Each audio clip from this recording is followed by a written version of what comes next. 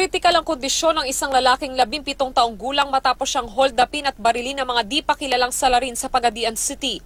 Base sa investigasyon, sakay ng tricycle ang biktima kasama ang kanyang mga kaibigan nang harangin sila ng isang grupo ng mga lalaki na nagpakilala umanong pulis. Tinangay ng mga ito ang kanilang mga cellphone saka binaril ang biktima at tumakas. Dead on arrival sa ospital ang pari na si Reverend Father Gerardo Joselino Santillan matapos sumalpok ang minamaneho nitong motorsiklo sa isang truck sa Ginobatan, Albay. Sa investigasyon, nakaparada lang ang truck nang sumalpok ang motor sa likod nito. Nasa kustodiya na ng pulisya ang driver ng truck. Hinuli ng mga pulis ang 15 babaeng naaktuhan umanong sumasayaw na hubot-hubad sa isang KTV bar sa General Santos City. Napag-alaman din na buntis ang 4 sa mga dancer. Inaresto naman ang may-ari ng bar na si Jeremy Sasuman Chang at asawa niyang Koreano na si Suk Ju Chang na maharap sa reklamong human trafficking. Wala pang pahayag ang mga babaeng nahuli at ang mag-asawang naaresto.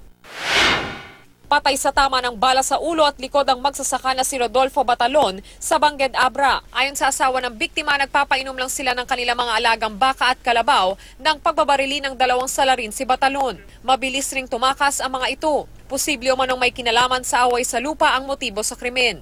Para sa unang balita, Von Aquino reporting.